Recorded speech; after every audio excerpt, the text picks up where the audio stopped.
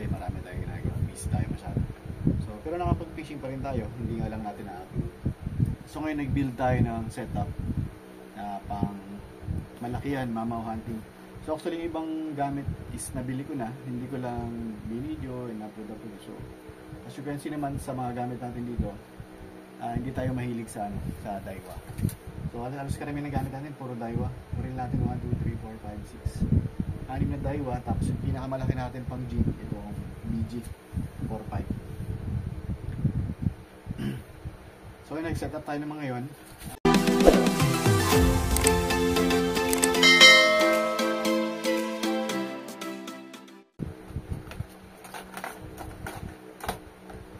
Bali nakaraan may nabili na tayong dalawa.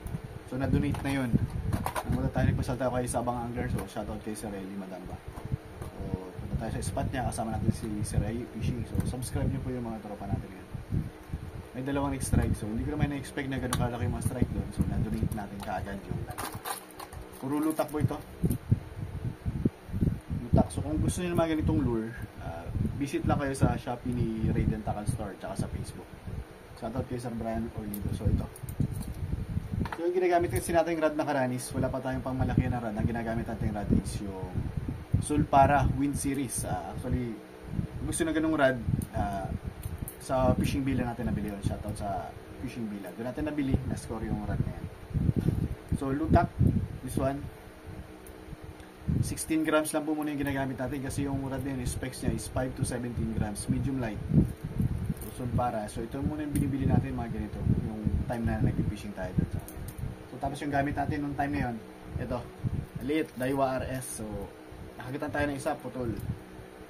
So nag-switch tayo dito nung pangalawa na sa BG. Mabigat ito, actually nasa 663 grams 4.5, ang laki nito.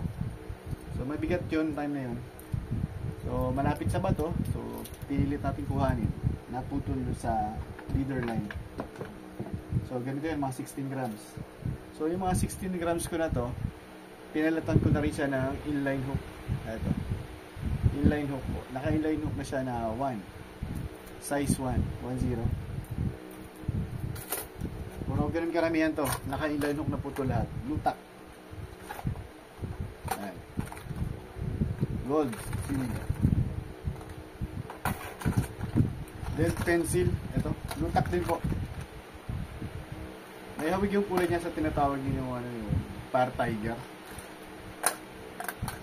Yun naman, nag-concentrate yung kulay ng Par Tiger na sa orange. Ito, yung orange sa tuktok lang. Tapos yung ilalim na yellow na. May guwit-guwit na orange. So, naka-single hook din yan. So, may pre na to siya na snap, tsaka swivel snap. So, ako hindi ako gumagamit ng ganito. Hindi ako gagamit. Diretso swivel lang dito sa kanyang split ring. So this one is 21 grams. Ito bigat-bigat na to. Pencil po. Lutak. Tayo muna natin to. Then meron din tayo ito. Ito mabigat-bigat to. 36 grams. Pencil din. Maganda to.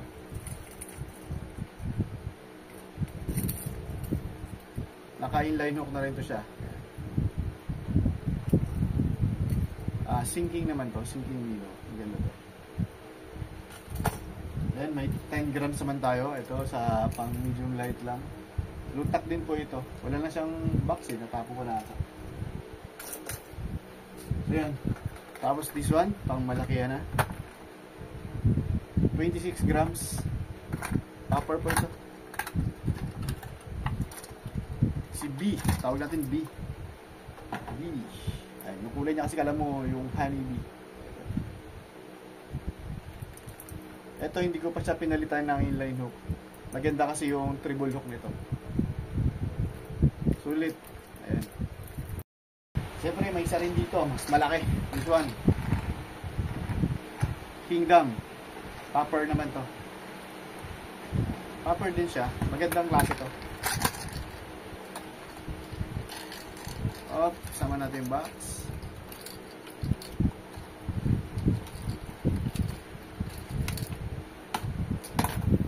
Yan, may patunog siya para pag hila mo makakakit din sa talakitok. So meron siyang Ito, butas sa ibabaw. This one. Para pag hila mo, may pupusit dito na tubig. Maliban sa pag-splash na ng ganoon, pag meron pang parang sa mga balyena. No? So, this one naman is 36 grams. So, maganda to. Maganda rin yung treble hook niya. Talagang pang malakasan. So, hopefully, maging epektibo naman to kung sakaling magpifish na tayo. So, ayun. Kingdom Lure. So, ayan.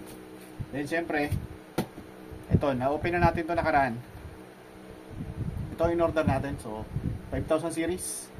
Daiwa BG SW. SW saltwater. C compact tapos extra high gear. CXH. So, open natin.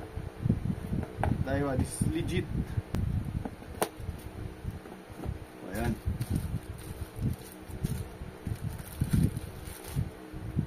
Bulo tayo dito. Ito. So, shoutout nga pala kayo, no? Sa sponsor natin ng ano, ng mga to. Shoutout kay Ma'am Bibi. Hello po. Shoutout. So, screw in na rin siya. Ito.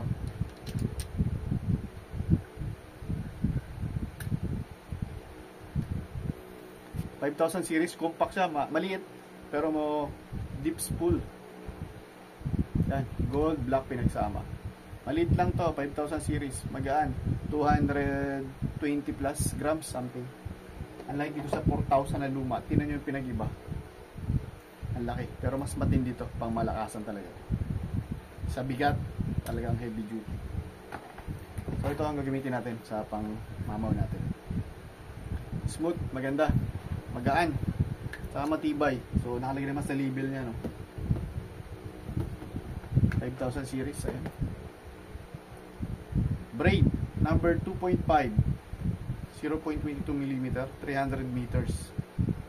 So sa nylon number 2, 350. Tapos 25 pounds, 0.40 mm sa nylon, sa monoline, 150 meters. So braid ang gamitin natin. This one 6.6 to 1 yung ratio niya. Tapos yung bigat niya 290 grams. Max drag 12 kg. Tapos 1.5 cm per gram, tsaka 5 ball bearing.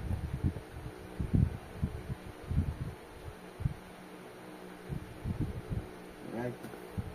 Gaan. Smooth syempre. Tapos maganda rin yung handle niya, naka EVA knob. So gusto natin palitan to ng mga power knob. Madali lang rin yan, okay lang yan. Pero sa atin good sa to. Yung braid na niload natin dito is 30 pounds. So kung anong braid yun? This one Bravos X9. So ang nakaload dito is 20 pounds lang na ito. At ano pala, sorry, 30 pounds. Kaya number 3.0. Diameter ito 0.16. So manipis po yung braid na to. Japan material pero sa Indonesia ko siya nakabili. Shopee lang po ito. Maganda siya, nasa 1,000 mahigit din. 400 meters. Pero ngayon ito 40 pounds. So hindi ko siya niload dito kasi meron tayo na ng 30 pounds. Itong 40 tayo lalagay natin sa pang-jigging natin. Sa overhead na pang-jigging. So maganda siya, manipis. Ito 400 grams, ay 400 meters. Bravos Blood, Get Peel, X9, Bravos Braid. PE4, 40 pounds, 0.20 mm, so manipis. So nasubukan ko na itong 30 pounds, ito na sumabit, nag-jigging kami ng haraan. Hirap talaga putulin. Pinaandaran namin ng bangka bago na putol. Ayun. Tapos leader natin. This one, Pix. Fluorocarbon. Shock leader. So hindi ko alam yung brand na to kung matibay o maganda. Pero sinubukan ko na siya. Kinabit na natin dito. Maliit lang yung diameter ng 40 pounds to. Maliit lang yung diameter niya. So goods for me. Manipis, hindi lang natin alam kasi hindi pa tayo nakagatan, hindi pa natin susubukan kung matibay siya. Maliit, manipis, at matibay sana. So, Ayan. Ito yung mga gamit natin. So, ano bang kulang? May kulang tayo na isang gamitin natin para sa pag-fishing. Ano nga ba yun? Ito. This one. Unbox natin to. Buksan natin pala. Ang tube, sabi nga nung iba. Kasi tube yung lalagyan. Shopee lang natin nabili. So, tara na. Buksan natin. Para natin patagalin. Hopefully legit. Sealed po yan Sealed. Ayan. Bali matagal ko itong hinintay. Almost sobra 2 weeks. Japan din po ito.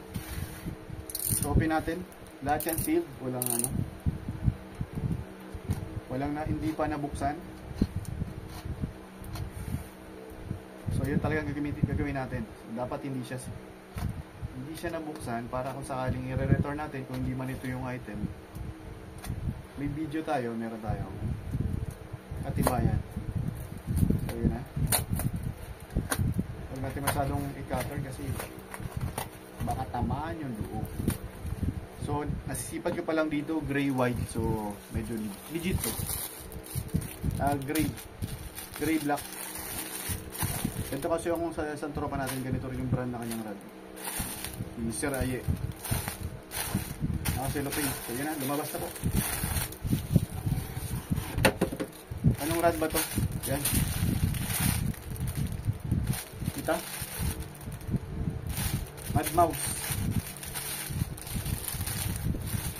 Madmouse Early. Okay. Madmouse Early. 9 feet. Medium heavy. Lure niya is 12 to 50 grams. Line 1.223 E3. Japan quality. Medium heavy. So, basta natin. Nakasilopin pa yung labas. Kasi yung kanyang cover sa loob. Seal po Seal. Parang pungi siya. Hindi siya yung mga silk na Tanara damage loy. Para damage. Let's go. So, mabas agad yung tip niya. So, Fuji tip. Okay to. Pang malakasan talaga. Ayan. Ito yung tip niya. Ilang guide? 1, 2, 3, 4, 5, 6, 7, 8. 8 na guide. So, ayan. Fuji rin yan. As you can see, Fuji. Nakasulat po. Maliit lang, hindi makita. Ito tutok natin mamaya. Fuji. So, hindi na tayo kakabahan maghagis na may bigat na lure kasi matibay-tibay na yung dulo nito. At tigas-tigas na siya. Shoutout sa mga tropa natin, sir. Dumating na. Mga sir, kay Prince Food Fishing. Shoutout. Makakasama na ako maghagis ng mga popper nyo. Sila kasi mahilig mag-popper, so tayo lure, 16 grams. So ngayon may popper na rin tayo na order. Ito na gagamitin natin. Kay Chris Fishing TV, shoutout. Tapos makakadayo na talit kay Master Eli, Sabang Angler. Meron tayong panlaban.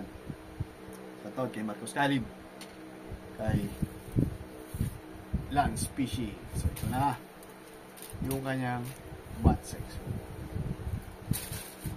Yun. Nice. Nakaselopane pa to. Crafted pa siya. Yan Fuji.